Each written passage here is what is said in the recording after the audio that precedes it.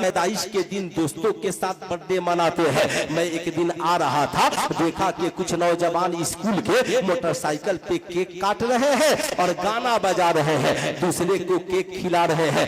मैंने कहा बेवकूफो, ये क्या कर रहे हो? अरे मनाना ही है तो इसको कायदे से घर चले जाओ, जाकर के माँ से दुआओं के साथ, जिस माँ ने तुझे दुख और दर्द बर्दाश्त करते हुए जन्म दिया, कभी उस माँ को भी केक अपने हाथों से खिलाया है?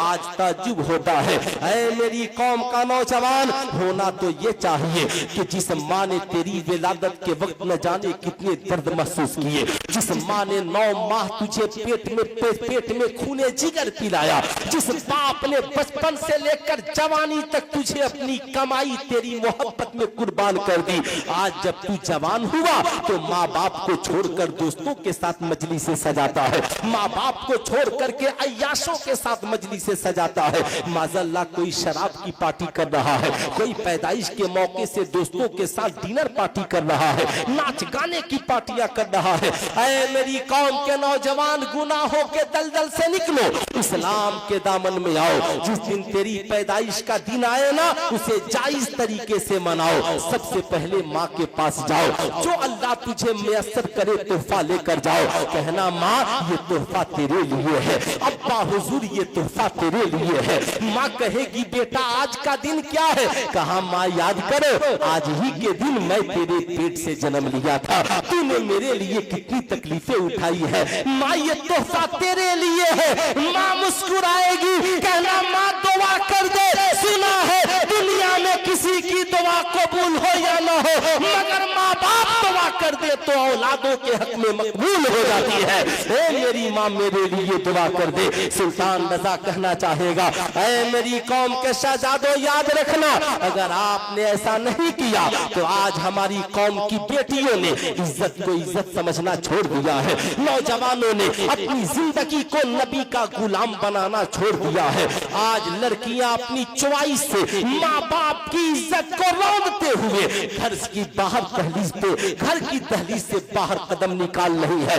इस दौर में खुश नसीब है वो बाप जिसकी बेटी दुल्हन बनकर उसके घर से जा रही है। इसलिए मैं अपने कौम के नौजवान लड़के और लड़कियों से कहूंगा, बदलिए अपने मिजाज को, मोबाइल से रिश्ता तोड़िए। कौन क्या कहता है, माई लाइफ माई चॉइस, इसे छोड़िए।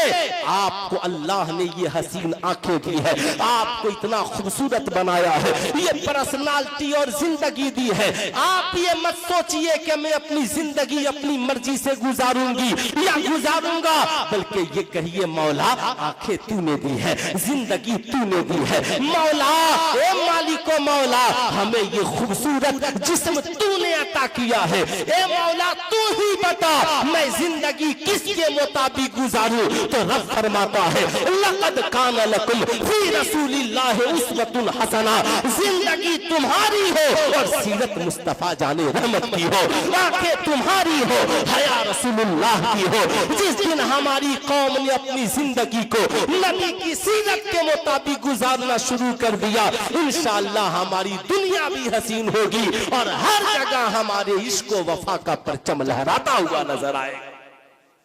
इसके लिए 2 काम, बस मेरी तकरीर खत्म हो जाएगी। 2 काम, एक तो इन मदारिस को खूब मजबूत कीजिए, दारुल उलूम शाह मीना से लेकर यहाँ तक हर मदारिस को, और इन्हीं मदारिस में आप अपने नेताओं से कहिए, नेताजी खैरियत, हमें संगे मरमर की सड़क नहीं चाहिए, हमें अपने बच्चों को यूपीएससी बीपीएससी और आर्मी की तैयारी के लिए एक एजुकेशन पॉइंट दिला दीजिए, दिलाइए।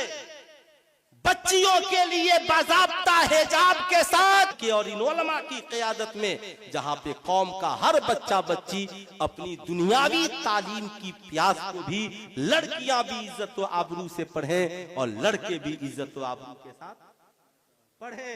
अगर हमने ऐसा